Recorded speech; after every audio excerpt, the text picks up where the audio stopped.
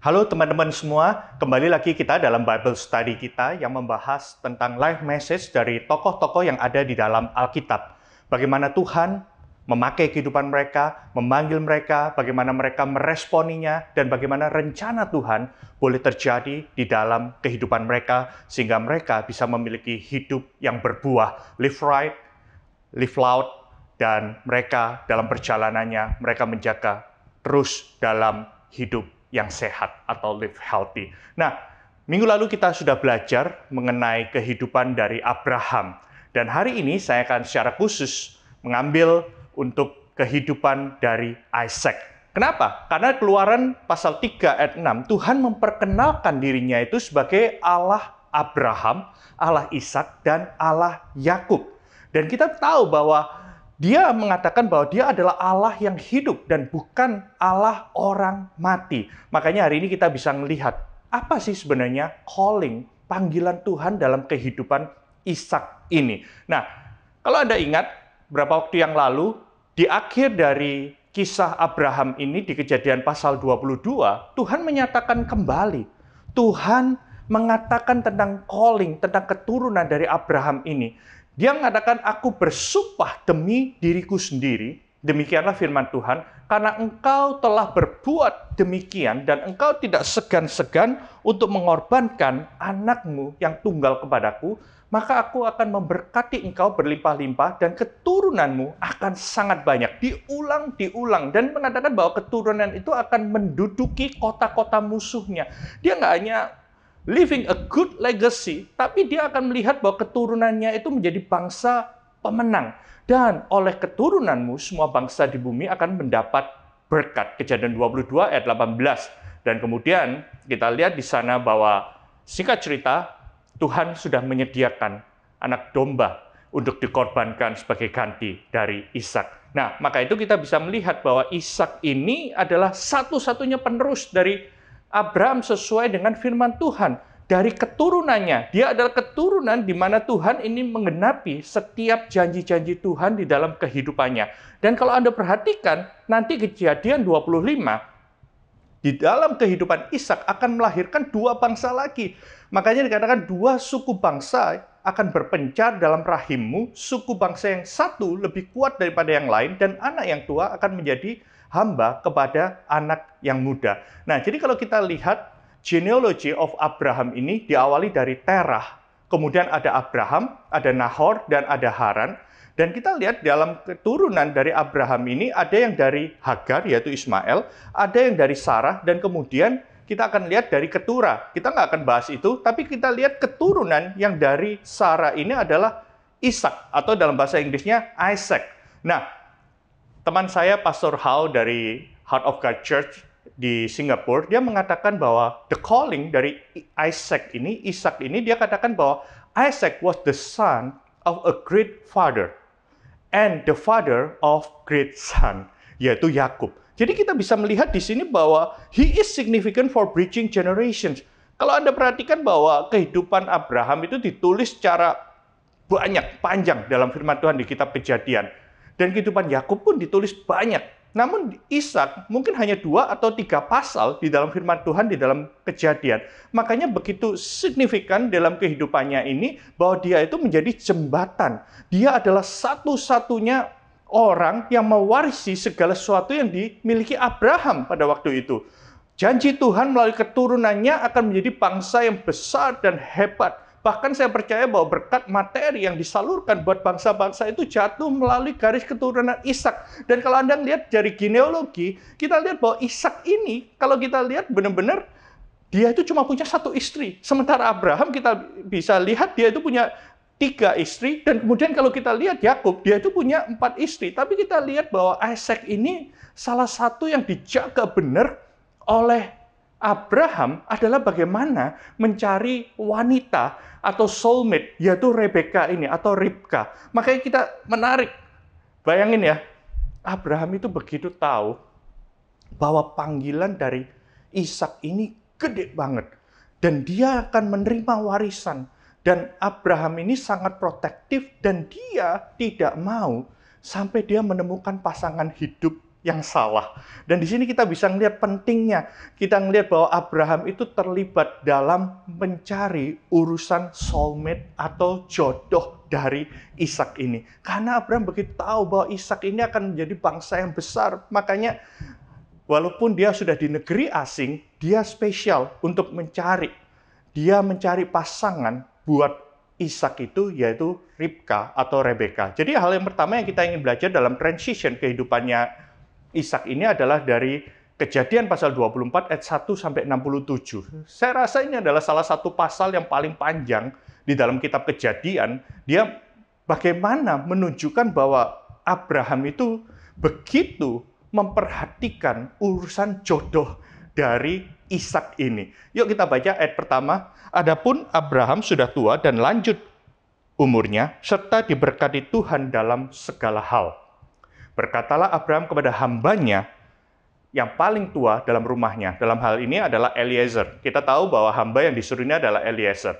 Menjadi kuasa atas segala kepunyaannya. Katanya, baiklah, letakkan tanganmu di bawah pangkal pahaku. Jadi dia itu disuruh untuk bersumpah. Hamba ini disuruh mencarikan, finding soulmate, finding Rebeka. Supaya aku mengambil sumpahmu demi Tuhan, Allah yang mempunyai langit dan mempunyai bumi, bahwa engkau tidak akan mengambil untuk anakku seorang istri dari antara perempuan Kanaan di mana aku diam. Dia tinggal di Kanaan. Dia sudah meninggalkan daerah asalnya. Tapi karena dia tahu bahwa urusan mencari jodoh ini penting buat Ishak yang akan mewarisi segala sesuatu yang dia miliki, maka dia pingin banget, dia dengan sengaja mengatakan cari di antara kaum bangsaku. Dia disuruh kembali ke negara asal, tempat asal dari Abraham itu. Dan kalau Anda perhatikan, memang di dalam perjanjian lama itu cukup wajar bahwa orang tua itu ikut dalam proses mencarikan jodoh anaknya. Jadi umum untuk wanita itu pada usia remaja dan kemudian mereka dipersiapkan untuk menjadi seorang pasangan hidup dari seseorang lelaki. Dan itu wajar-wajar aja. Tapi yang kita mau belajar di sini adalah bahwa kita tahu bahwa zaman sekarang mungkin jodoh nggak dipilihkan oleh orang tua. Tapi kita bisa melihat di sini bahwa Ishak itu memiliki penasehat. Dia bukan satu-satunya pengambil keputusan. Dia nggak berjalan sendiri dalam menentukan pasangan hidupnya. Makanya dia mengatakan di sini, lalu berkatalah hambanya itu, mungkin perempuan itu tidak suka mengikuti aku ke negeri ini. Ayat kelima, haruskah aku membawa anakmu itu kembali ke negeri dari mana tuanku keluar? Kemudian Abraham berkata kepadanya, awas, jangan kau bawa anakku lagi kembali ke sana. Dia benar-benar pingin Ishak itu ada di sana. Tuhan yang mempunyai langit telah memanggil aku dari rumah ayahku serta negeri sanak saudaraku yang telah berfirman dan telah bersumpah kepadaku, demikianlah keturunanmu akan kuberikan negeri ini. Dialah juga yang akan mengutus malaikat-malaikatnya berjalan di depanmu sehingga engkau dapat mengambil seorang istri dari sana untuk anakku. Nah, waktu itu wajar dalam pemikiran Abraham, dia nggak mau kehidupan keturunan dari Ishak ini terkontaminasi oleh ilah-ilah atau berhala lain dari bangsa-bangsa lain, sehingga akan merusak garis keturunannya. Mungkin dia udah belajar begitu banyak hal dalam proses kehidupannya, dan dia mempersiapkan anaknya itu secara luar biasa. Ayat 8, tapi jika perempuan itu tidak mau mengikuti engkau, maka lepaslah engkau dari sumpah kepadaku, hanya saja janganlah anakku kau bawa kembali ke sana. Jadi harus dibawa kembali, karena panggilannya besar. Dia mencari jodoh, kemudian dipertunangkan atau dinikahkan dengan Ishak. Lalu hamba itu meletakkan tangannya di bawah pangkal paha Abraham tuanya, bersumpah kepadanya tentang hal itu. Makanya di sini kita bisa melihat bahwa Ishak memiliki penasehat dan tidak berjalan sendiri dalam menentukan calon pasangan hidupnya. Dan kita lihat Eliezer sampai berdoa, ayat 10. Hamba itu mengambil 10 ekor unta-untanya dan pergi dengan membawa berbagai barang-barang berharga dari kepunyaan tuannya. Demikianlah dia berangkat menuju Aram, Mesopotamia, yaitu di kota Nahor. Di sana disuruhnyalah unta itu berhenti keluar kota dekat suatu sumur pada waktu petang hari, waktu perempuan-perempuan keluar untuk menimba air. Lalu berkatalah ia, Tuhan, Allah Tuanku Abraham, buatlah kiranya tercapai tujuanku pada hari ini. Tunjukkanlah kasih setiamu kepada Tuanku Abraham. Bayangkan, urusan jodoh ini hambanya aja Eliezer ini serius banget. Anda bisa lihat bedanya nanti kalau Anda di kitab Hakim-Hakim, Anda ngelihat kehidupan Simson itu beda banget. Dia, orang tuanya sudah ngomong kepada Simson, jangan milih wanita yang bukan dari bangsamu, supaya nggak terkontaminasi, nggak ikut menyembah berhala mereka. Tapi kriteria satu-satunya dari Simson, siapa yang aku suka, pokoknya matanya memandang dia suka, dia mau dapatkan. Sama dengan Lot ketika memilih tanah yang disuka. Jadi istilahnya tanda kutip bahasa Jawanya sakarepe dhewe gitu ya, benar-benar nggak mau ada orang lain yang involved. Nah, kita lihat di sini bedanya. Eliezer pun berdoa, ini urusan penting. Makanya kita bisa melihat, dan dia berhenti di sumur. Nah, yuk berhenti sebentar di sini. Sumur itu adalah sumber utama untuk seluruh desa. Makanya di sana banyak terjadi perjumpaan-perjumpaan. Suatu kota di jalan utama, banyak hal orang harus datang ke sana untuk memenuhi kebutuhan mereka. Makanya Eliezer berdoa, dia minta di sana. Dan dia minta bimbingan Tuhan. Kalau kita lihat di sini ayat 11-12, di sana disuruh nyalah unta itu berhenti di luar kota. Dan kemudian di sana di suatu sumur. Nah, sumur ini begitu pentingnya.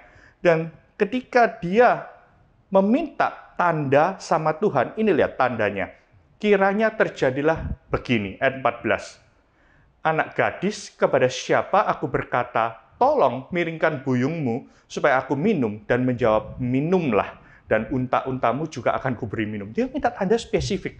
Dia ini nggak cuma minta dia sendiri yang dikasih minum. Dia minta ada suatu kemurahan hati yang ditunjukkan untuk menandakan ini calon pasangan hidup untuk anak dari hambaku Abraham, untuk Ishak.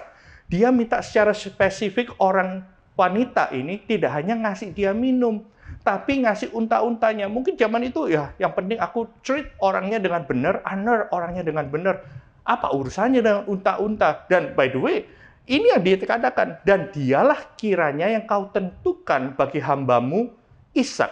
Maka dengan begitu akan kutahui bahwa engkau telah menunjukkan kasih setiamu kepada Tuanku. Dia melihat dua hal. Wanita yang akan menjadi pasangan dari Ishak itu punya servanthood, satu, dan dia adalah hospitable. Orang yang memiliki good dalam hospitality. Jadi dia bisa melayani orang lain. Simple. Tapi kita bisa melihat bagaimana tuntunan Tuhan.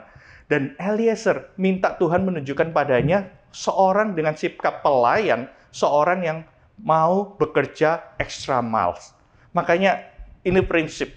Untuk begitu panggilan yang besar dalam kehidupan Ishak, yang dia butuhkan adalah seorang istri yang bisa mendukung. Dan kita melihat di Alkitab, begitu dari zaman Adam pun, Tuhan tahu Adam ini nggak bisa mengerjakan segala sesuatu sendiri. Makanya perlu penolong yang sepadan. Dan ini prinsip untuk membangun suatu rencana, destiny, kehendak Tuhan yang besar, yang dibangun terlebih dahulu adalah keluarga. Karena itu penting untuk Eliezer minta sama Tuhan seorang wanita dengan hati yang benar. Dan dia minta Tuhan untuk membantu dalam tugas tersebut. Nah, ayat 15. Sebelum dia selesai berkata, maka datanglah Ribka yang lahir dari Betuel. Tadi kita sudah lihat dalam diagram itu siapa Betuel. Anak laki-laki Milka, istri Nahor, saudara Abraham. Jadi masih ada hubungan kerabat. Dan kemudian buyungnya itu dibawa ke atas bahunya. Nah, lihat bagaimana Tuhan menuntun. Apakah janjian Eliezer ini? Enggak. Dia minta sama Tuhan. Makanya proses doa itu penting. Dalam kita tahu destiny Tuhan itu dalam kehidupan ini. Bahkan kita lihat di sini anak gadis itu sangat cantik parasnya. Jadi punya physical beauty, tapi nggak berhenti sampai di sana yang diminta. Dia seorang perawan, belum pernah bersetubuh dengan seorang laki-laki, punya purity, punya hati yang tulus, punya hati yang benar-benar mau dia ini untuk hidup benar, hidup kudus di hadapan Tuhan. Dan dia turun ke mata air untuk mengisi buyungnya, lalu kembali naik. Jadi dia punya inner beauty. Dia punya suatu sifat yang hospitable. Dan ini yang dilihat. Can you imagine? Eliezer ini begitu detailnya, dia bisa melihat dan ditulis dengan detail di dalam kitab Kejadian. Ribka memiliki kecantikan fisik, tapi dia juga memiliki kecantikan batin. Makanya kita bisa melihat, begitu banyak orang hanya ingin penampilan luarnya. Tapi Eliezer, dia minta secara spesifik kepada Tuhan. Dan dia bisa melihat ayat 17. Dia ngetes. Ingat ya tadi, Siapa yang dimintain tolong, ngasih ke dia minuman, nggak cuma dia yang minum, tapi menawari untanya. Yuk kita lihat hasilnya di sini. Kemudian dia katakan, berlarilah hamba itu mendapatkannya, serta berkata, tolong beri aku minum sedikit dari buyungmu itu. Jawabnya, minumlah Tuan. Honoring, dia bisa menghargai orang lain. Kemudian disegeralah diturunkannya buyungnya ke tangannya, serta diberinya dia minum. Dia punya great attitude. Memang kita sedang Bible study, tanpa sadar saya juga ngajarin kita kriteria kita dalam mencari pasangan hidup. Ketika kita tahu destiny yang Tuhan tetapkan dalam kehidupan kita itu begitu besar. Nggak peduli, Anda mungkin hari ini laki-laki single atau wanita single. Saya percaya kalau engkau tahu bahwa panggilan Tuhan begitu besar dalam kehidupanmu, engkau nggak sembarangan dalam kriteria menentukan pasangan hidup. Engkau nggak settle for less, tapi benar-benar cari yang sepadan, yang sesuai dengan firman Tuhan. Dan kemudian lihat, ini yang terjadi. Setelah ia selesai memberi hamba itu minum, berkatalah ia, baiklah untuk unta-untamu juga kutimba air. Nah, cocok. Nggak cuma orangnya yang minum, tapi sampai semuanya puas minum. Apa yang dilihat dari Eliezer? Dia ini bisa memberikan pelayanan yang extra miles. Dia bisa punya servanthood, tapi dia juga bisa extra miles. Nah, kalau Anda lihat di sana, sampai unta-untanya itu puas minum. Dia bawa begitu banyak air. Dan kalau Anda tahu dia menimba air itu, Anda harus tahu bahwa dia ini selfless banget. Dia berlari ke sumur untuk menimba air dan ditimbanya lagi. Jadi nggak cuma sekali loh. Segera dituangnya air buyungnya itu, lalu berlarilah dia sekali lagi ke sumur untuk menimba air, ditimbanya lah untuk semua unta orang itu. Kelihatannya hal yang sepele, hanya menunjukkan hospitality, hanya menunjukkan keramah tamahan. Tapi itulah kriteria yang dilihat oleh Eliezer. Orang itu mengamat-amatinya dengan berdiam diri, Eliezer. Engkau mungkin mikir orang nggak ngelihat, tapi dia mengamati hal yang kecil. Apakah Tuhan berbuat perjalanannya berhasil atau tidak, itu ditentukan dari bagaimana wanita ini, Ribka ini melayaninya. Setelah unta-unta itu puas minum, dia melakukan semuanya dengan excellence. Maka orang itu mengambil anting-anting emas yang setengah sikal beratnya, sepasang gelang tangan, dan 10 sikal emas beratnya. Tahukah Anda, kalau kita melihat extra mile itu sejauh apa, timba yang digunakan untuk membawa air itu harus berukuran besar dan sangat berat. Untuk unta loh, kalau manusia minum mungkin dikit. Tapi tahukah Anda bahwa seekor unta itu harus minum banyak air? Kalau haus itu hingga 25 galon untuk perjalanan, makanya dia bisa di padang pasir. Bayangin, saya nggak tahu, nggak dihitung untanya, tapi 25 galon itu extra miles banget. Dan dia melakukan dengan ketulusan. Melihat Ribka pergi bekerja, Eliezer tahu bahwa that's it. Ini wanita yang memiliki hati untuk melakukan extra mile, jauh lebih banyak dari minimum. Begitu banyak orang ketika mereka melayani orang lain, atau melayani Tuhan, atau melayani keluarganya. Mereka tanya, minimumnya berapa sih? Aku kalau harus kuota itu berapa sih? Tapi kita lihat di sini justru jiwa pelayan, servanthood ini yang dilihat oleh Eliezer. Ketika diminta untuk membantu, ketika Anda ditanya, bagaimana Anda mau do extra mile? Yuk, kadang-kadang kita merasakan, aduh, aku harus meluangkan lebih banyak waktu, tenaga, dan lain sebagainya. Hei, siapa yang tahu bahwa itu adalah awal dia menemukan panggilan hidup, pasangan hidup, bahkan destiny yang Tuhan berikan. Bahwa dia ada menjadi bagian dari rencana, grand plan dari Tuhan atas kehidupan Abraham dan keturunannya. Yuk kita lihat ayat 23. Kita nggak bisa baca semuanya, tapi kalau Anda baca, ini seru banget ayat 20. Kejadian pasal 24 ini. Ayat 23, serta berkata, anak siapakah engkau? Baru ditanya, baiklah katakan kepadaku, adakah di rumah ayahmu tempat bermalam bagi kami? Kalau Anda orang asing, lihat orang ini ngelunjak ya, udah dikasih minum, nggak cuma kamu, unta-untanya gede-gede, dan minumnya banyak, 25 galon satu unta itu. Sekarang minta nginep. Mungkin kalau Anda orang asing, Anda nggak kenal, akan ngomong, nggak tahu diri banget sih, ini siapa sih? Tapi disitulah dikatakan, jawabnya kepadanya, ayahku Betuel, anak Milka, yang melahirkannya bagi Nahor. Laki kata gadis itu, baik jerami, baik makanan unta banyak pada kami, tempat bermalam pun ada. Dia benar-benar bisa serving his family dan be hospitable kepada orang lain. Dan itulah singkat cerita, kita bisa melihat bahwa Ribka, live a beautiful life of servanthood. Kita bisa melihat, memang kita bicara soal Ishak, tapi dalam hal ini Kejadian 24 nggak bisa lepas dari peran dari seorang yang namanya Ribka yang menunjukkan servanthood. Dan ini adalah pasangan hidup yang akan mendampingi Ishak dalam menggenapi setiap janji Tuhan seperti yang dijanjikannya kepada Abraham. Karena itulah Eliezer, dia langsung berlutut, dia mengatakan, praise God, puji Tuhan. Dia sujud menyembah Tuhan, terpujilah Tuhan, Allah Tuanku Abraham, yang tidak menarik kembali kasihnya dan setianya dari Tuanku itu. Tuhan telah menuntun aku di jalan ke rumah saudara-saudara Tuanku ini. Makanya kita bisa melihat, Eliezer mengucap syukur pada Tuhan. Dia menggunakan memimpin Tuhan satu demi satu. Dan tanggapan yang pertama, dia melihat bahwa Tuhan itu sungguh menggenapi setiap apa yang diberitakan, setiap apa yang dia minta kepada Tuhan. Sungguh benar, dan dia bisa melihat, dia bisa cerita. Dan singkat cerita, dia cerita, dan semuanya.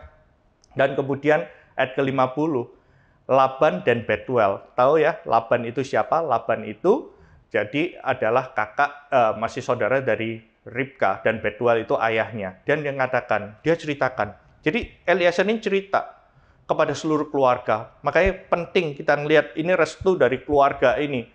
Saya tahu ini secara culture pada waktu itu, ini adalah suatu keharusan.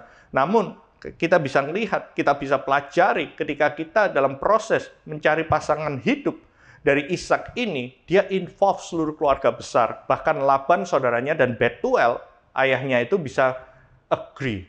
Oke, semuanya ini datangnya dari Tuhan. Ada family approval. Kami tidak dapat mengatakan kepadamu baiknya atau buruknya. Dia katakan, this must be God. Tuhan yang mempertemukan ini. Dan lihat, Ribka ada di depanmu. Bawalah dia dan pergilah, supaya dia menjadi istri anak tuanmu seperti yang difirmankan Tuhan. Kita bisa melihat ada peace dalam keluarga ketika mereka dalam urusan perjodohan ini. Tapi kita lihat ayat 56. Dijawab, padahal orang tuanya sudah setuju. Tapi mereka juga ternyata dalam urusan perjodohan dan pernikahan Ishak dan Ribka, bukan hanya karena keluarga setuju, mereka memberi kesempatan kepada Eliezer, to make sure, tanyain aja sama orangnya yang bersangkutan. Makanya penting chemistry. Semua keluarga setuju, kalau orangnya nggak mau, ya mau diapain gitu ya.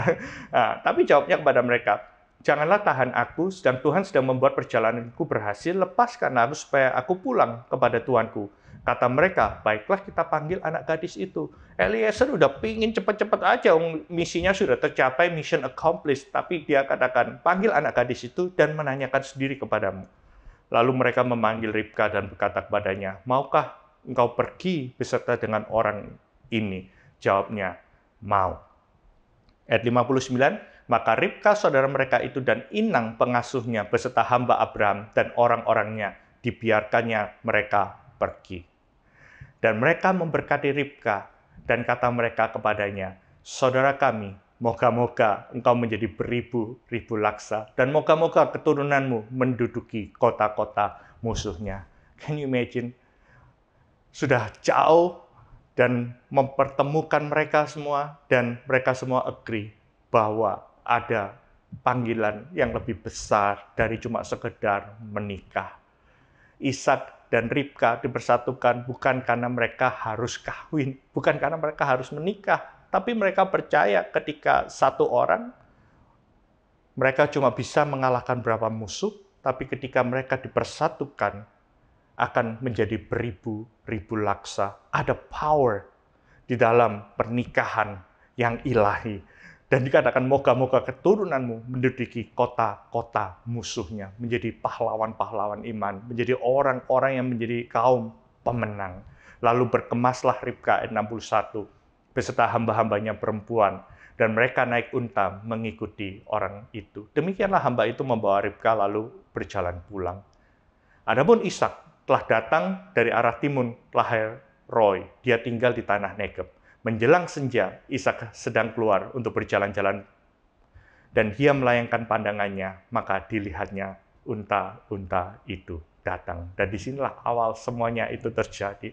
Ayat 64, Ribka juga melayangkannya pandangannya ketika melihat Ishak. Turunlah ia dari untanya.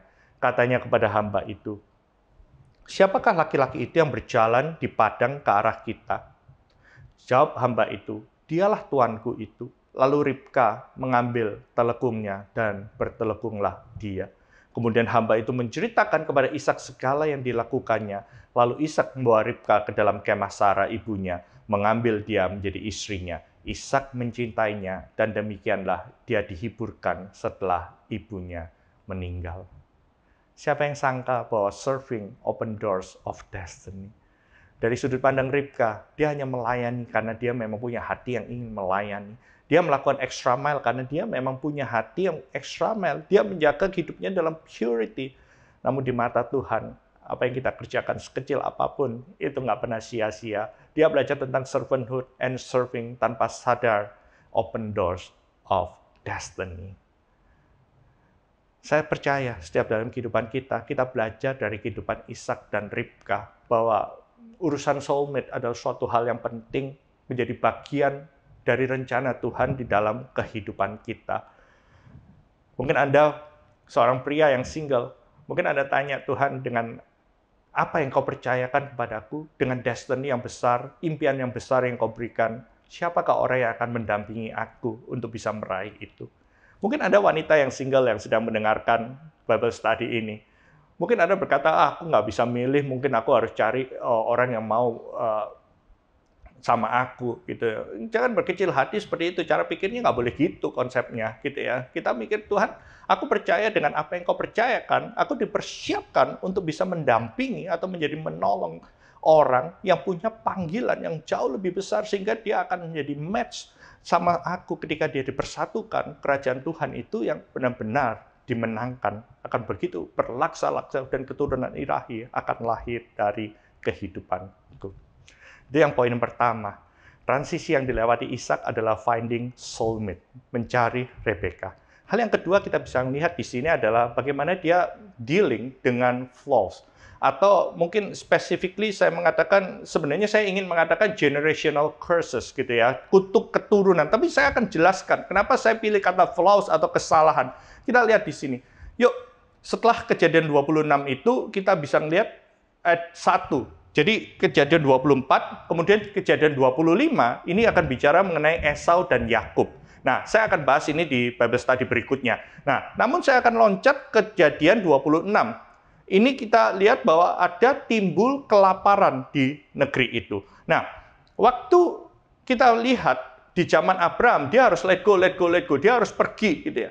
Dan ini bukan kelaparan yang pertama yang terjadi di zaman Abraham. Sebab itu Ishak pergi ke Gerar. Dia pergi ke Gerar kepada Abimelek. Nah, nanti kita lihat Abimelek ini bukan Abimelek yang ditemui oleh Abraham. Ini adalah Abimelek yang berbeda.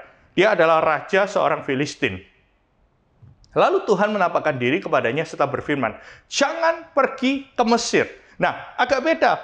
Ada kalanya Tuhan mengatakan, okay, you have to go. Engkau harus leave your country. Tapi ketika kelaparan di sini, dia mengatakan, jangan pergi ke Mesir. Jangan. Stay where you are. Diamlah di negeri yang akan kukatakan kepadamu. Diam di negeri ini. Dia katakan, stay. Ada kalanya Tuhan nyuruh kita go, tapi kita bisa melihat Ishak disuruh untuk stay di sana. Dan tinggallah Ishak di negeri itu sebagai orang asing.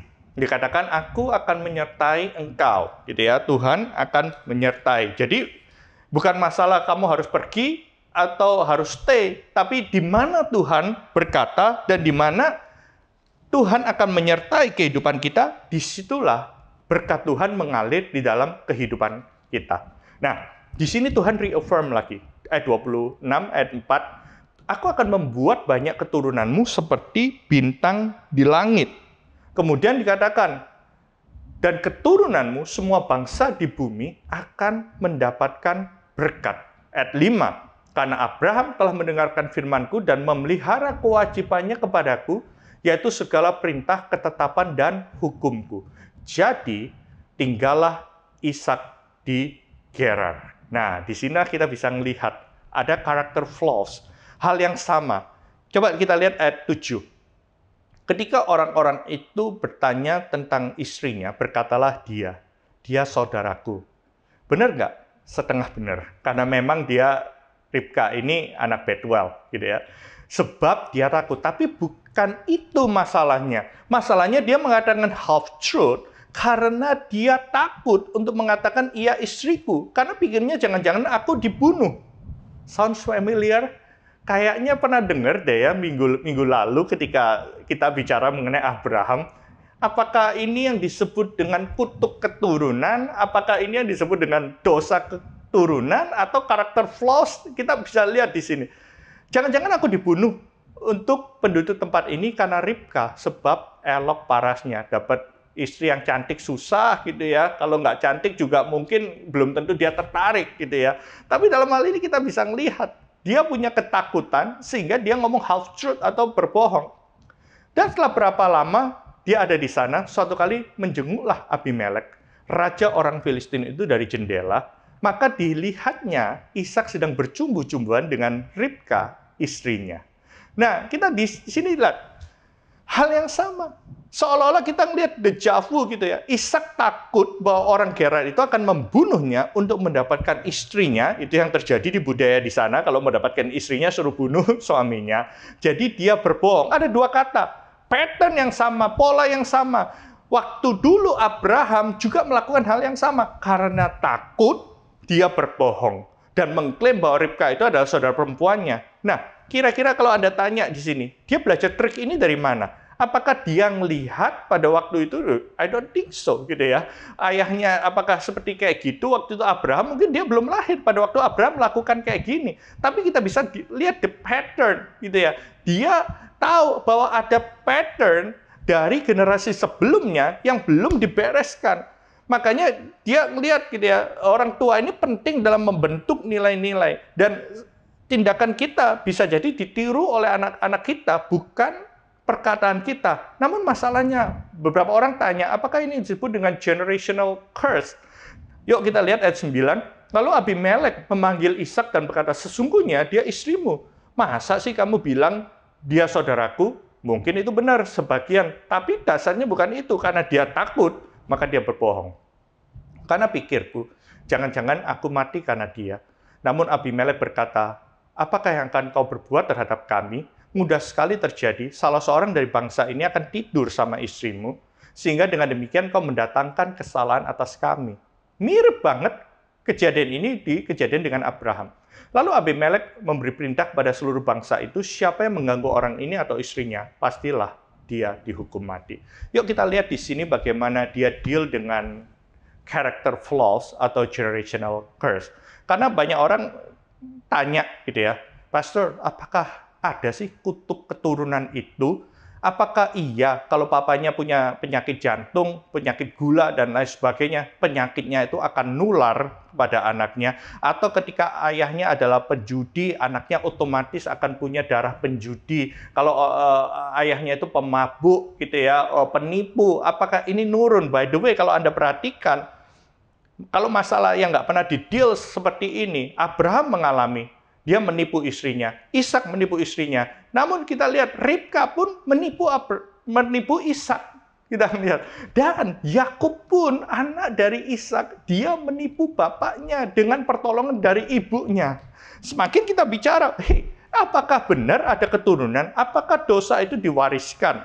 Dan lebih jauh lagi pertanyaan yang sering datang dalam kehidupan saya adalah, Pastor, apakah setiap orang perlu mengalami kelepasan berulang-ulang, menengking setan setiap kali dia jatuh dalam dosa yang menurut dia keturunan, bapaknya penjinah, anaknya otomatis penjinah, bapaknya kawin cerai, anaknya pasti kawin cerai, gitu ya. Perlukah pelayanan kelepasan terus-menerus? Dan saya percaya pelayanan kelepasan, saya percaya. Apakah orang harus dilepaskan dari ikatan setan? Benar. Tapi kita perlu tahu juga bahwa kita bisa melihat bahwa segala sesuatu yang belum di-deal itu akan sampai pattern, pola yang sama itu akan nurun. Bukan karena generational curse-nya, tapi karena pola hidupnya. Contoh gampang ketika gaya cara makan orang tuanya yang salah tidak diperbaiki pada generasi berikutnya.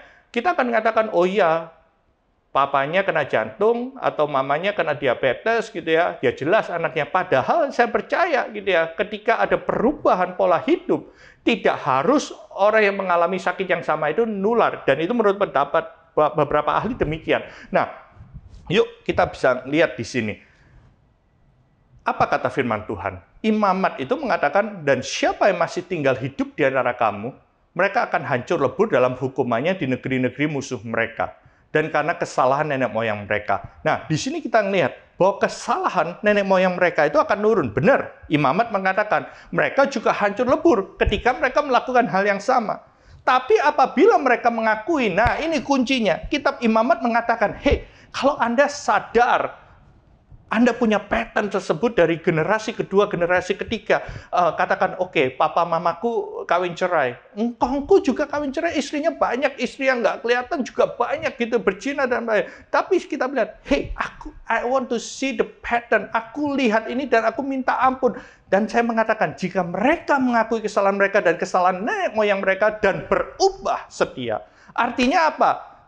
Keturunan itu ada, mungkin ada, tapi bisa dilepaskan di dalam nama Tuhan Yesus. Generasimu tidak perlu mengalami hal yang sama seperti generasi yang sebelumnya lakukan. Dan kalau engkau berubah setia, yang dilakukan dengan mereka terhadap aku, dan mengakui juga bahwa hidup mereka bertentangan dengan aku, penting ada peristiwa untuk mengakui confession ini kita bisa tahu.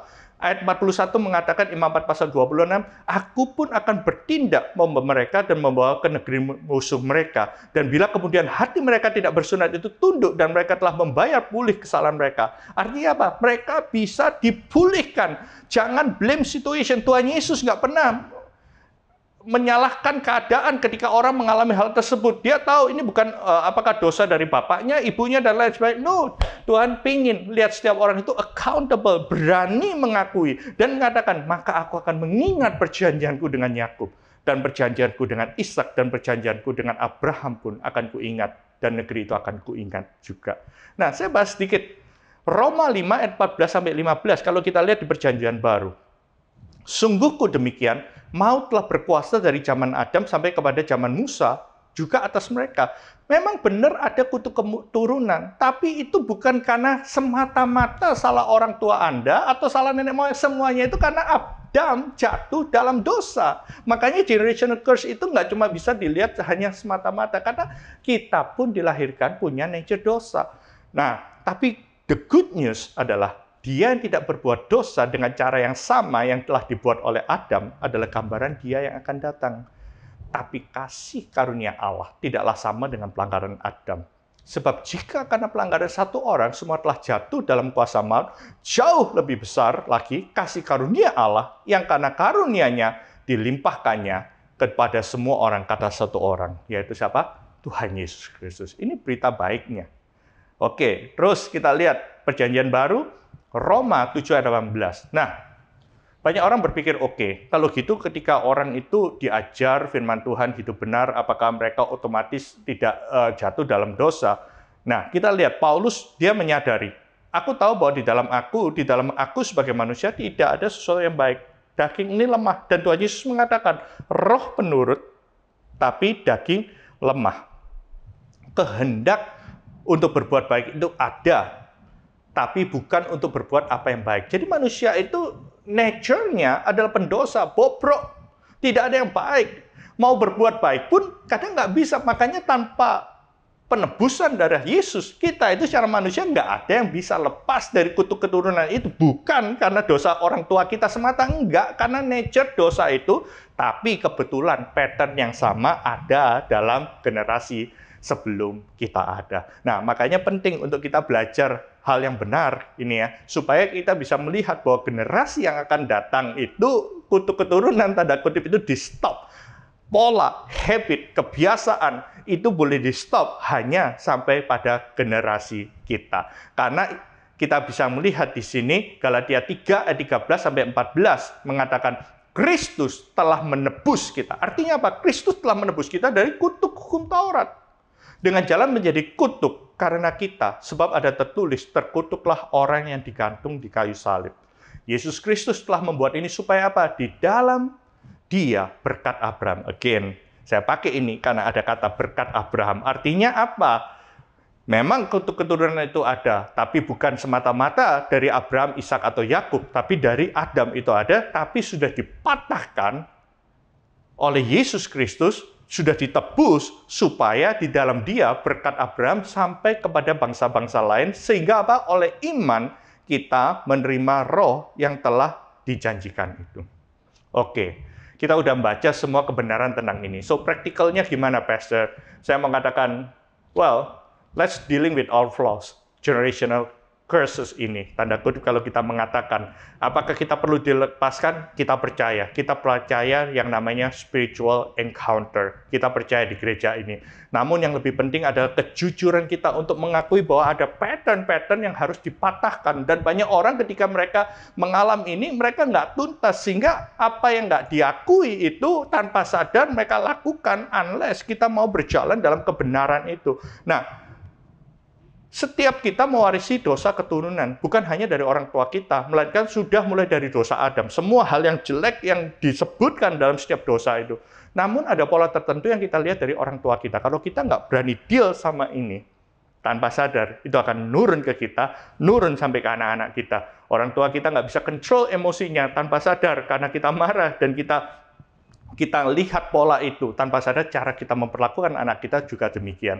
Nah, kita harus sadar bahwa tidak ada yang baik dalam daging kita. Perlu pertobatan sejati dan proses menyangkal diri setiap hari. Makanya bertobat, itu terima Tuhan Yesus, repentance itu proses satu kali. Tapi dalam setiap hari kita perlu encounter with the truth, kita perlu mengalami kelahiran baru setiap hari untuk kita bisa mengikuti Kristus. Makanya penting setelah pertobatan kita terus datang ke gereja, kita terlibat dalam ICAT, kita terlibat dalam pelayanan, kita di-mentor dan lain sebagainya. Karena dalam tubuh kita ini memang nggak ada yang baik nature-nya.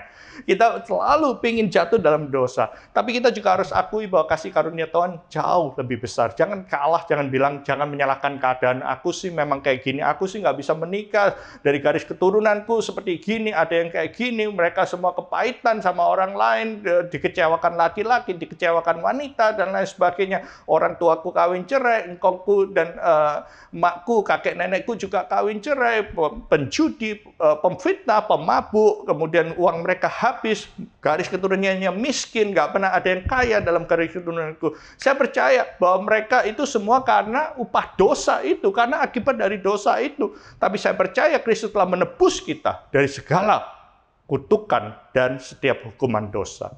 Dan ketika itu kita bisa melihat Roh Kudus itu memampukan kita untuk mematahkan atau mencabut akar. Jadi kita sadari, kemudian kita cabut akarnya dan kita mulai menanam benih yang baik. Sehingga generasi yang akan datang akan jauh lebih baik. Dan ini yang saya mengatakan generational blessings itu akan datang ketika kita mengajarkan berulang-ulang kepada keturunan kita, dan keturunan tersebut punya pola hidup yang benar. Mungkin pola makan yang benar, pola keuangan yang benar, pola membangun hubungan rumah tangga yang benar, sesuai dengan nilai-nilai kebenaran firman Tuhan. Sehingga pola kebiasaan yang salah itu berhenti sampai pada generasi kita saja. Generasi yang mendatang, mereka akan live right and live loud for the glory of our God. Itu yang saya percaya. Makanya penting kita bisa melihat. Anda bisa melihat di sini polanya, saya katakan repentance. Nah, penting. Banyak orang tanya, Pastor, apakah kita, Dan, kalau kayak gitu, kita itu nggak boleh cuma altar call. Saya percaya penting. Altar call ketika Anda diingatkan oleh Roh Kudus untuk bertobat, ada regeneration dalam kehidupan Anda, itu penting. Tapi yang lebih penting adalah dalam proses pertobatan itu bagaimana engkau encounter dengan truth itu, kebenaran firman Tuhan. Makanya setelah orang bertobat terima Tuhan Yesus sebagai Tuhan dan Juru Selamat, entah itu di gereja, mau di KKR atau di iCare, hal yang pertama mungkin mereka harus dibaptis. Tapi proses perubahan hidup ini seumur hidup, itu yang disebut dengan progressive sanctification. Gimana caranya? Adalah engkau diperhadapkan dengan kebenaran. Makanya jangan berhenti untuk belajar firman Tuhan. Dan yang lebih penting setelah kita tahu kebenaran truth, itu adalah confrontation. Nah, kebanyakan orang kalau nggak punya mentor, mereka nggak tahu bahwa dirinya itu melakukan hal yang sama. yang sama terus polanya berulang-ulang dengan yang dilakukan orang tuanya sehingga menghasilkan hasil yang sama. Tapi kita perlu dikonfront. Kalau kita bisa melihat seperti kita melihat Ishak ini, dia dikonfrontasi karena patternnya ada. Ketika dia takut, kemudian dia mengatakan kebohongan. Karena takut, dia berbohong. Dan itu yang dia perlu dikonfront. Ada orang lain yang dikatakan ketika dia berurusan dengan judi, dia nggak bisa di-stop. Ada orang yang ketika dia minum minumannya beralkohol, nggak bisa di-stop. Karena dia melihat kalau nggak sampai mabuk berat, nggak pulang ke rumah. Dan ini truth yang harus berani ada confrontation. Makanya saya katakan, ada istilah dalam iman kita adalah we are safe. Yes, kita diselamatkan. But also we are being safe. Jiwa kita ini belum sempurna. Kita itu work in progress. Makanya setiap hari firman Tuhan ketika kita encounter dengan kebenaran, perlu ada orang yang mengingatkan kita. Perlu ada orang yang mengingatkan kita.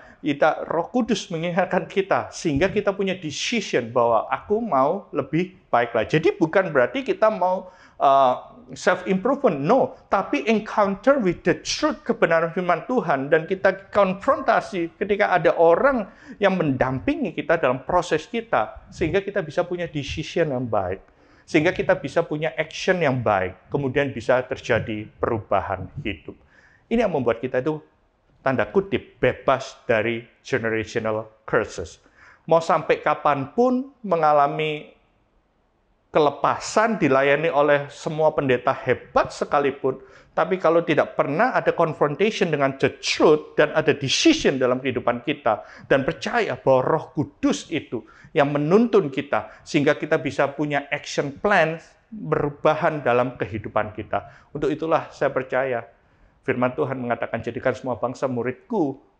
Rabu ajarkan segala sesuatu yang Tuhan Yesus ajarkan. Perlu nggak cuma encounter satu kali event, tapi proses untuk encounter with truth. Kebenaran firman Tuhan itu berjalan setiap hari, karena firman Tuhan itu yang membersihkan kehidupan kita.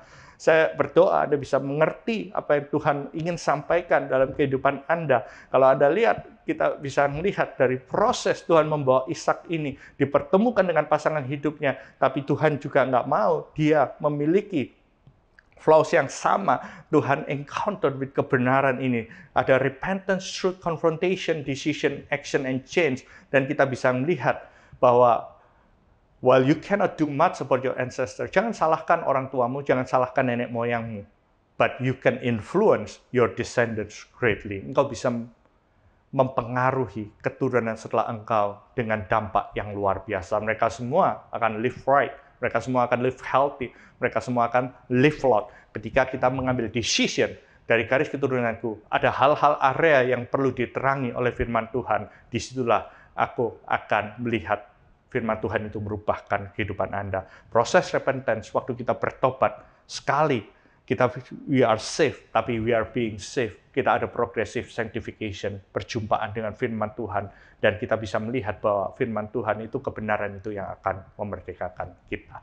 Hal selanjutnya kalau kita lihat dari Ishak ini, karena dia adalah satu-satunya yang mewarisi dari keturunan Abraham yang sah gitu ya, sesuai dengan janji Tuhan, dia harus belajar mengenai prinsip sowing and reaping in the land. Makanya kita lihat di sini Kejadian 26 ayat 12.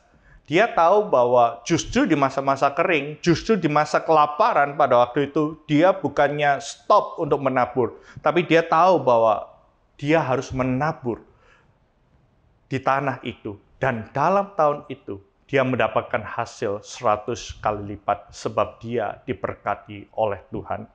Dan orang itu menjadi kaya, bahkan kian lama kian kaya, sehingga dia menjadi sangat kaya. Banyak orang cuma quote ayat ini, cuma kutip ayat 12 dan 13, tapi fokusnya adalah dirinya sendiri. Tapi Anda harus tahu bahwa Ishak ini mewarisi janji Tuhan, bahwa ketika dia diberkati untuk menjadi berkat, bahwa dia punya suatu greater destiny dalam kehidupannya. Dia nggak cuma sekedar untuk menjadi kaya, tapi dia harus tahu bagaimana dia mengelola kekayaan itu dengan sowing and reaping. Nah, kita lihat ayat 14. Dia mempunyai kumpulan kambing domba dan lembu sapi, serta banyak anak buah. Sehingga orang Filistin itu cemburu kepadanya. Nah, ini yang nggak banyak dibahas mungkin. Banyak orang berbicara mengenai tentang berkat Tuhan, tapi Anda harus tahu ketika Anda mendapatkan favor of God, kasih karunia Tuhan, ketika Anda diberkati, rumah tanggamu berhasil, pekerjaanmu berhasil, pelayananmu berhasil, engkau punya banyak orang yang menjadi orang-orang yang kau pimpin, harus tahu bahwa nggak semua orang itu happy dengan apa yang Tuhan sudah berikan dalam kehidupanmu. Makanya dia harus bisa deal dengan orang-orang Filistin itu yang cemburu kepadanya. Makanya kita lihat di sini, segala sumur yang digali pada zaman Abraham, ayahnya, oleh hamba-hamba ayahnya, telah ditutup oleh orang Filistin dan ditimbun dengan tanah. Ketika orang ngomong nabur dan diberkati, semua orang happy. Tapi bagaimana kita belajar dari Ishak ketika sumur itu ditutup? Tahukah Anda bahwa orang Filistin itu musuh yang paling sengit gitu ya. Jadi Abimelek ini bukanlah Abimelek yang ditemui Abraham, tadi saya sudah katakan, tapi orang yang tinggal sepanjang pantai itu benar-benar ganas dalam pertempuran, dan mereka nggak begitu saja membiarkan Ishak itu memiliki segala sesuatu. Makanya dia adalah, Abimelek ini adalah yang menguasai Filistin pada waktu itu.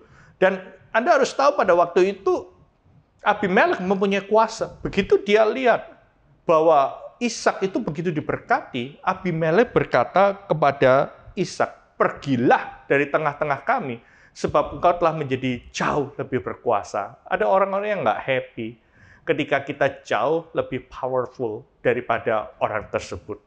Tapi kita bisa melihat dari Ishak, dari awal, dari sejak Abraham mengorbankan Ishak, Ishak menunjukkan ketaatan yang luar biasa. Kita bisa melihat di sini bahwa Ishak pun pada waktu itu percayanya adalah kepada Tuhan, trust in God gitu ya, bukan pada apa yang dia miliki.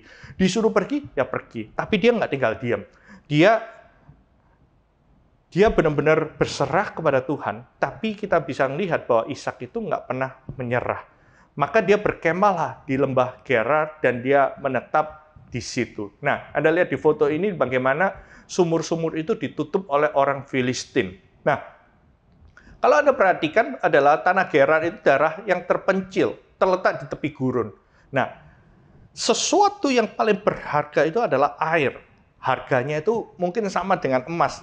Harga nilainya ya, nilainya itu benar-benar istilahnya itu sesuatu yang dibutuhkan di padang pasir itu adalah air. Seorang yang menggali sumur sedang mempertaruhkan klaim. Jadi sumur ini nggak cuma sekedar, oh kamu punya sumur, aku juga punya. Enggak. Tapi itu sesuatu yang berharga dan dia klaim atas tanah tersebut. Itu artinya sumur. Dan can you imagine ketika sumber berkatmu ditutup oleh orang yang iri hati, nggak suka sama kamu gitu ya.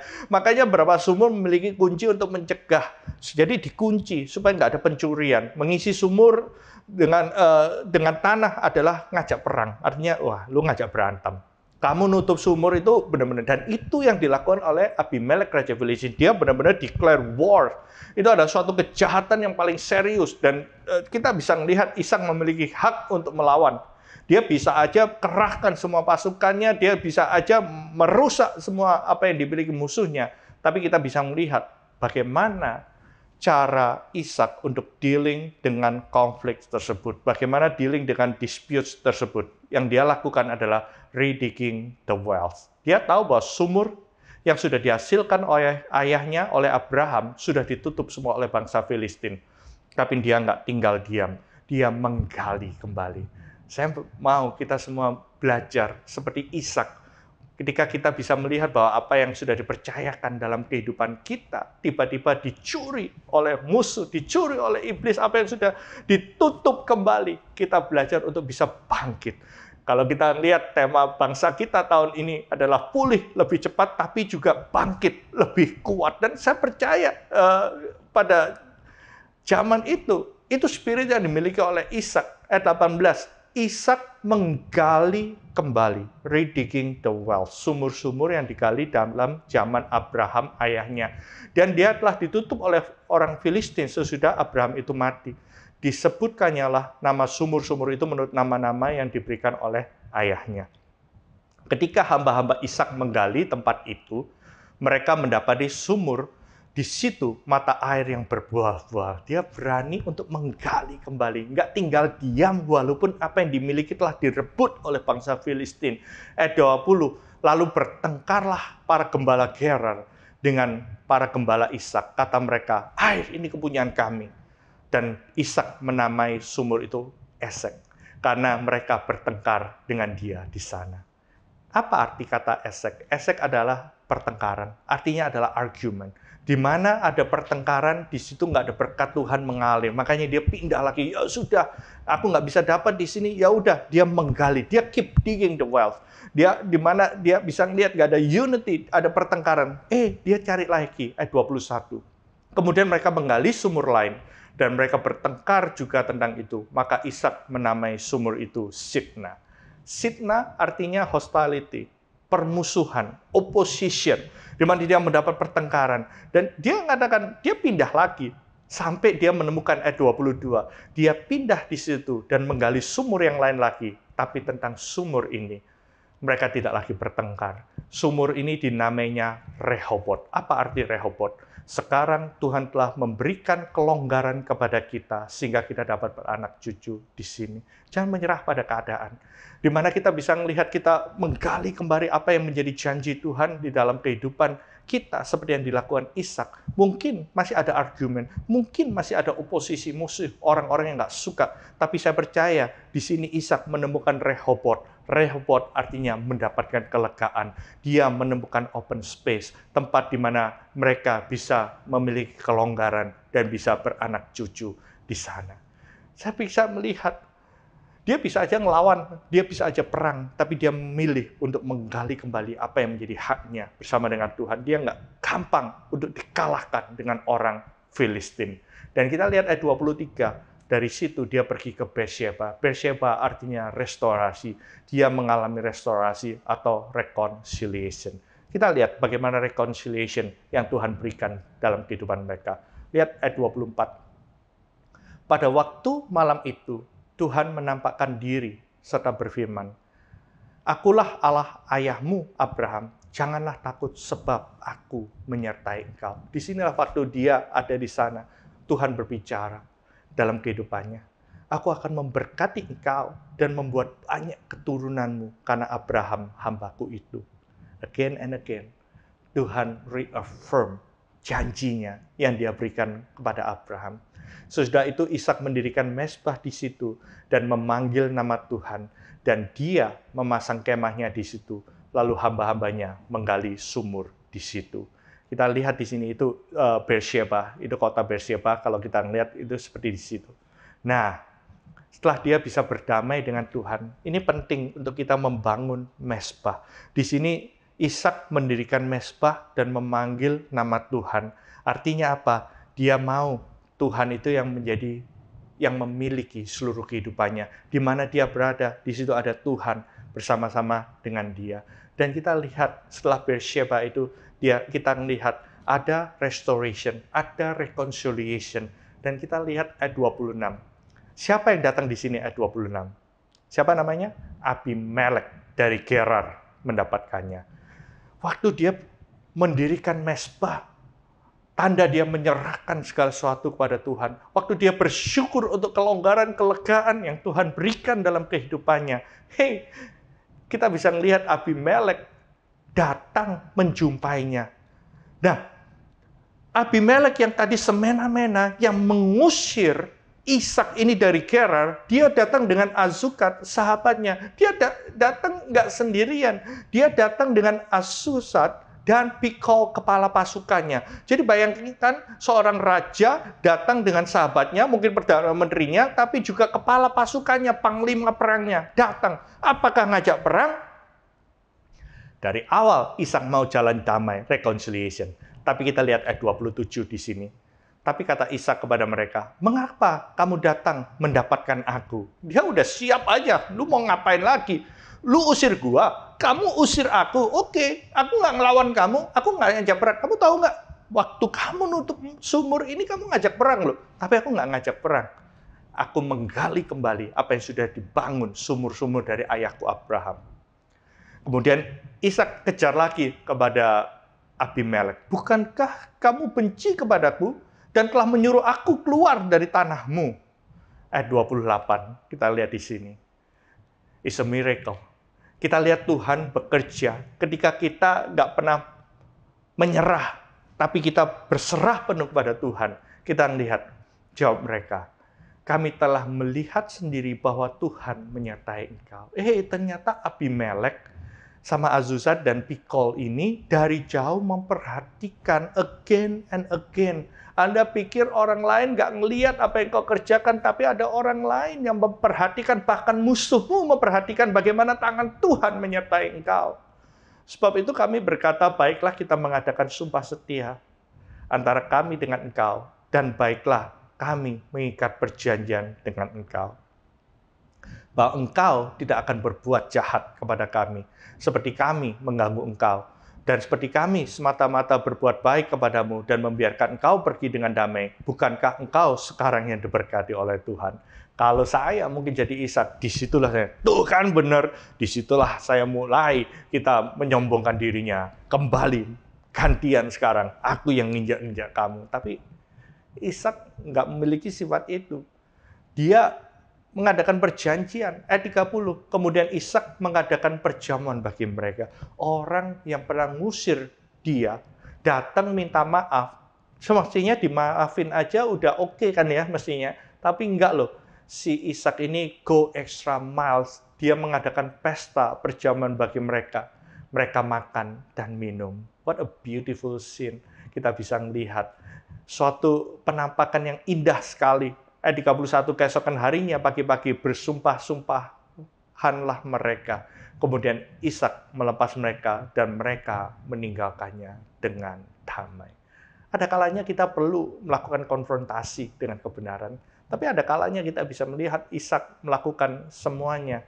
Dia nggak pusing dengan apa yang telah dicuri dalam kehidupannya. Tapi dia fokus untuk menggali kembali. Redigging the wells, dengan musuh-musuhnya. Dia ingin membuat perjanjian dengan damai. Dan Ishak meresponnya dengan benar. Mengubah acara tersebut menjadi sebuah perayaan perjamuan makan-makan. Dia nggak ganti mengintimidasi, walaupun dia bisa banget, dia benar-benar dalam posisi yang sangat baik. Makanya kita bisa melihat bahwa kalau kita percaya, menyerahkan segala sesuatu kepada Tuhan, bahkan musuh-musuh akan diperdamaikan. Dan itu adalah kesempatan untuk Ishak untuk menunjukkan kasihnya kepada orang yang sempat menjadi musuhnya. Ayat 32, pada hari itu datanglah hamba-hamba Ishak memberitahukan kepadanya tentang sumur yang telah digali mereka dan berkata, kami telah mendapatkan air. Lalu menamai sumur itu Sheba, sebab itulah nama kota adalah Beersheba sampai sekarang. Yuk kita lihat sumur-sumur Ishak ini, peristiwa ini. Ayat 14, sumur itu ditimbun oleh Filistin. Karena apa? Cemburu atau iri hati. Namun dia meresponi, dia gali kembali. Waktu dia kembali gali, sumur yang pertama itu Esek, ada pertengkaran. Dia nggak mau terlibat terlalu jauh di sana. Dia pergi lagi, menggali kembali, sibuk dengan menggenapi apa yang Tuhan berikan dalam kehidupan. Nggak sibuk untuk membalas dendam dengan orang lain. Nggak sibuk untuk ikut cemburu atau iri hati kepada orang lain. Sampai dia ketemu Sitna. Di sana dia ketemu permusuhan, oposisi. Tapi again, dia katakan, oke, aku nggak peduli. Aku gali lagi. Sampai dia menemukan Rehoboth. Rehoboth, wide open places. Ada kelegaan di sana. Tapi Tuhan nggak bawa dia cuma hanya lega. Tuhan bawa dia sampai mengalami restorasi atau pemulihan dengan musuhnya. Ini mengingatkan kita akan perjalanan dari Abraham dulu sebelum Ishak. Kita lihat ada sumur yang namanya Bel Lahai Roi. Di situ dia bisa melihat, arti katanya adalah mata Tuhan melihat bahwa Tuhan itu memandang the one who sees me. Seringkali kita melihat bahwa kita menjalani proses apapun dari Tuhan, kita mengalami sendiri, tapi dia, Tuhan itu, dia melihat, dia sees us, dan dia datang untuk memberikan kelegaan di dalam kehidupan kita, memberikan restorasi, memberikan reconciliation. Saya teringat akan ayat yang mungkin ini yang ayat terakhir untuk kali ini, yaitu dari Amsal 16 ayat 7. Jikalau Tuhan berkenan pada jalan seseorang, maka musuh orang itu pun didamaikannya dengan dia. Kita bisa melihat di sini bagaimana Tuhan berkenan dalam kehidupan Ishak, sehingga musuh yang tadinya bersatu hati ingin menyerang dia, akhirnya diperdamaikan. Kita belajar mengenai ridigging the wells ini. Sometimes kita pingin dengan kekuatan sendiri kita bisa melawan, tapi ketika kita menyerahkan kepada Tuhan dan terus sibuk diri kita dengan mengenapi apa yang Tuhan sudah sediakan dalam kehidupan kita, ridigging the wells, maka kita bisa melihat Tuhan berkenan dalam kehidupan kita. Dan ketika Tuhan berkenan, bahkan musuh pun akan didamaikannya dengan kita. Dan kita bisa lihat bagaimana akhirnya. Kita bisa melihat dari kisah Ishak ini. Waktu itu kita bicara dalam proses Ishak mencari Rebecca, finding soulmates, menggambarkan tentang Tuhan Yesus akan menjemput mempelai wanitanya. Kita adalah mempelai wanita yang dipersiapkan kembali. Dan kita perlu pertolongan Roh Kudus untuk membawa kita kembali, dipertemukan, sampai kita bisa melihat pada akhirnya kita bertemu muka dengan Tuhan Yesus itu sendiri. Dan kita bisa melihat bagaimana kehidupan Ishak ini akhirnya menggenapi dari kitab Roma. Di sini kita lihat bahwa bagaimana kehidupan Ishak ini boleh menggenapi rencana Tuhan. Roma 9 ayat 10. Bukan hanya itu saja, lebih terang adalah Ribka yang mengandung dari satu orang yaitu Ishak, bapa leluhur kita. Sebab waktu itu anak-anak belum dilahirkan dan belum melakukan apa yang baik dan jahat, supaya rencana Allah tentang pemilihannya diteguhkannya, bukan berdasarkan perbuatan, tapi berdasarkan panggilannya. Again, semua peristiwa, proses yang dilalui oleh Ishak, bukan karena kehebatannya, bukan karena perbuatannya, tapi berdasarkan panggilannya. Dan minggu depan kita akan belajar bahwa seorang anak yang tua akan menjadi hamba yang muda. Dan firman Tuhan mengatakan, aku mengasihi Yakub, tapi membenci Esau. Tuhan memilih Yakub. Kita akan belajar ke depannya mengenai Yakub. Bagaimana proses Tuhan dalam kehidupan Yakub. Dari seorang penipu menjadi bangsa Israel yang luar biasa. Maka kita belajar hari ini tentang proses dari Tuhan. Finding soulmate. Dealing with the flaws selama berapa minggu ini. Kita belajar tentang sowing and reaping in the land. Dan kita belajar tentang ridigging the wells. Dealing with conflicts. So pada akhirnya dalam series Ishak ini, kita belajar trust God's process and you will see the true progress.